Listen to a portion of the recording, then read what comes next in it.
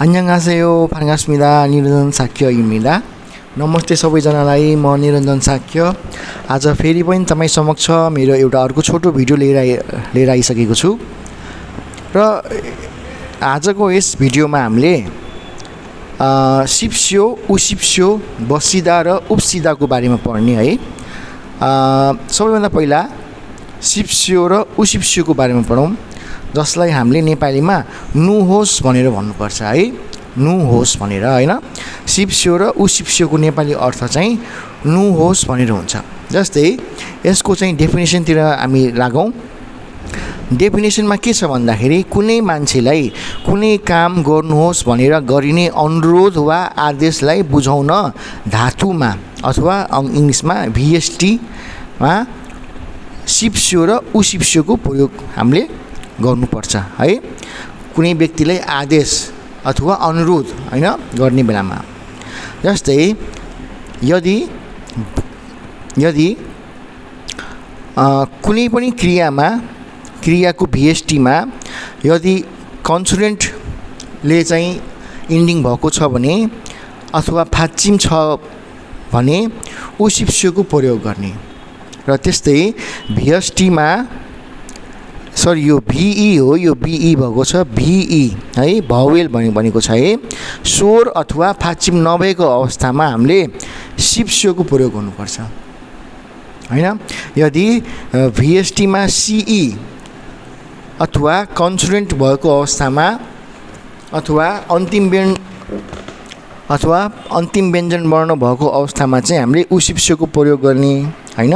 र VSTमा BE स्वर भएको बेलामा अथवा फाच्चिम नभएको अवस्थामा हामीले सिप्स्योको प्रयोग गर्ने है। जस्तै मैले त्यहाँ छोटो एउटा इक्जाम्पल दिएको छु। अब सिप्स्यो र उसिप्स्योले हामीले कसरी प्रयोग गर्ने क्रियामा भने त हेरौँ है। जस्तै मैले तीनटा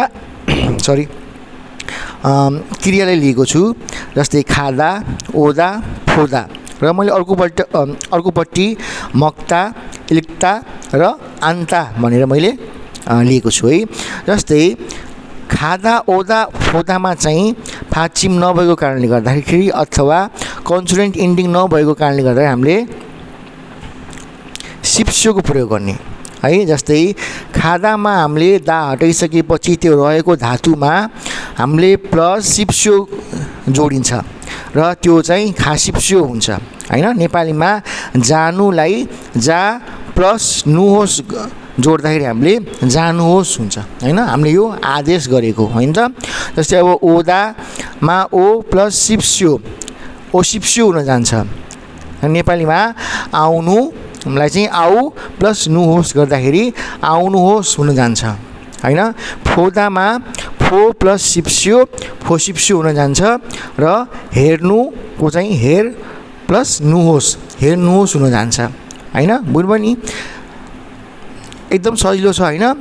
अब कन्सोनेन्ट इन्डिङ नहुने अथवा फाच्चिम नभएको बेलामा हामीले सिप्स्योको प्रयोग गर्ने हैन, जुन हामीले भर्खर प्रयोग गऱ्यौँ। त्यस्तै गरेर अर्कोमा उसिप्स्यो। अब उसिप्स्यो चाहिँ कन्सोनेन्ट इन्डिङ भएको बेलामा अथवा फाच्चिम भएको बेलामा हामीले चाहिँ उसिप्स्योको प्रयोग गर्ने है। त यहाँ इक्जाम्पल हेरौँ।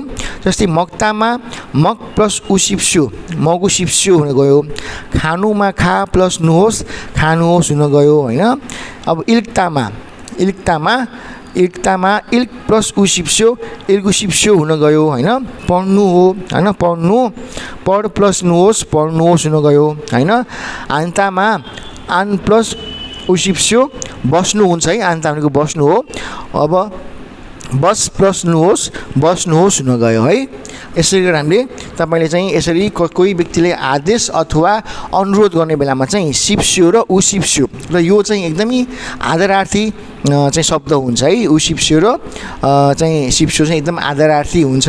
तपाईँले आफूभन्दा ठुलो बडालाई चाहिँ बोलीमा चाहिँ प्रयोग गर्ने भाषा यो हो है।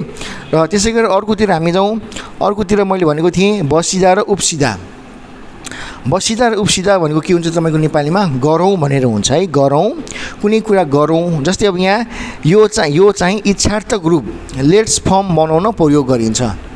हामीले आफ्नो इच्छा अरूलाई चाहिँ जनाउँदाखेरि देखाउँदाखेरि हैन जस्तै साथीहरू मध्येमा हामीलाई यदि कहीँ जान मन लागेको छ कहीँ केही कुरा खान मन लागेको छ केही कुरा गर्न मन लागेको छ भने हामीले यो गरौँ न त यो खाउँ न त यो हेरौँ न त भनेर जुन हामीले प्रयोग गर्छौँ नि हैन कुनै इच्छा आफ्नो चाहिँ देखाउँदाखेरि त्यो बेलामा हामीले बसिदा र उपसिदाको प्रयोग गर्ने हैन र जस्तै अर्को कुनै काम सँगै गरौँ भन्नुपर्दा उपसिदाको पनि प्रयोग हुन्छ जस्तै अब कुनै काम सँगै गरौँ न त हैन तपाईले तपाईको साथी छ तपाईको फ्यामिली मेम्बरहरू हुनुहुन्छ अथवा जोसुकै भए पनि एउटा ग्रुप बनाएर चाहिँ यो काम गरौँ न त आज यो खान जाउँ न त आज जुन हुन्छ एक किसिमको त्यो पनि तपाईको यही बसिदा र उपसिदामा नै प्रयोग हुन्छ है यसले चाहिँ हामीले के त गरौँ भनेर भनिन्छ जस्तै यो पनि माथिको जस्तै सेम भिएसटीमा कन्सोनेन्ट इन्डिङ अथवा फाच्चिम भएको अवस्थामा हामीले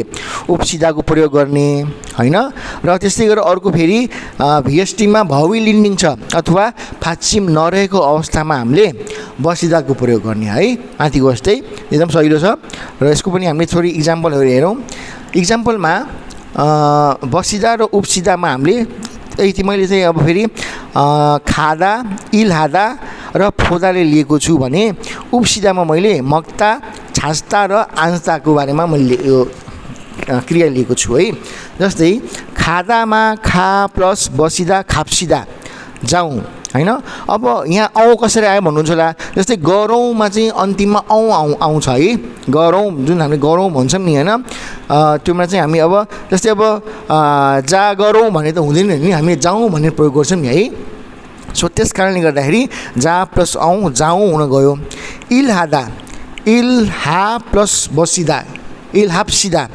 काम गर्नु काम गर प्लस औ काम गरौँ हुन गयो है त्यस्तै फोदामा फेरि फो प्लस बसिदा फोप्सिदा हेर्नुमा हेर प्लस औ हेरौँ हुन गयो है र त्यसै गरेर फेरि अर्को उपसिदामा हामीले के छ त यहाँ मक्ता छ मक्तामा मक प्लस उसिप्दा मक्कुसिप्दा हैन मग्गुसिप्दा अब यो के त अब खानुमा खा प्लस औ खाउँ हुन गयो हैन छास्ता छास प्लस अब छात प्लस उपसिदा छाजु सुविधा हैन छात सुविधा सरी मेरो आवाज अलि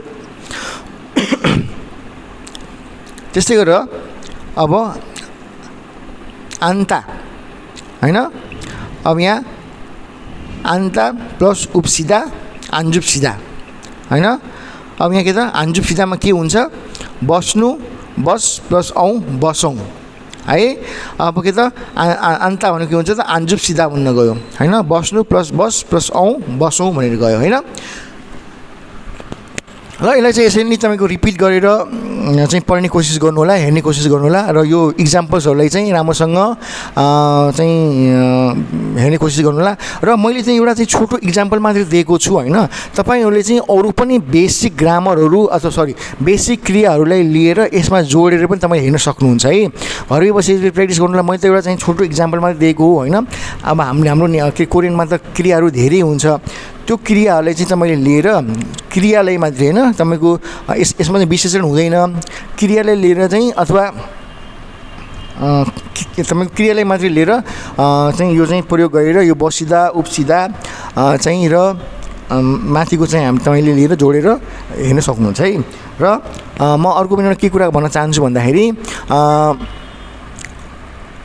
क्याम्ब्रिज इन्स्टिट्युट हैन तपाईको यो कालिका नगर शिवाली मन्दिर लाइननिर केकेएफसी रेस्टुरेन्ट सँगै भएको बिल्डिङमा पनि नयाँ विद्यार्थी भाइ बहिनीहरूको लागि चाहिँ भर्ना खुलिरहेको छ है तपाईहरु आउनुस् अध्ययन गर्नुस् पढ्नुस् हैन तपाईलाई चाहिँ फिसमा पनि तपाईको एकदम डिस्काउन्ट हुनेछ हैन र हाम्रो योजना भनेको नै धेरैभन्दा धेरै चाहिँ विद्यार्थीहरूलाई पास गराएर कोरिया पठाउने नै हाम्रो मेन उद्देश्य नै हो र तपाईलाई एकदमै सजिलो र सरल तरिकाले चाहिँ पढाइन्छ हैन र स्मार्ट क्लास हुन्छ तपाईलाई चाहिने सबै कुरा तपाईले चाहिँ पाउनुहुन्छ पछि गएर तपाईको चाहिँ युबिटी को माध्यमबाट पीपीटी को माध्यमबाट एक्जामहरु लिनेछ र तपाईले चाहिँ सकेसम्म तपाईको प्र्याक्टिस तपाईको चाहिँ प्र्याक्टिकल तपाईको जुन नलेज हुन्छ त्यो बढी गराउने हाम्रो योजना हुनेछ है र तपाईले चाहिँ डेली 2 घण्टा क्लास हुनेछ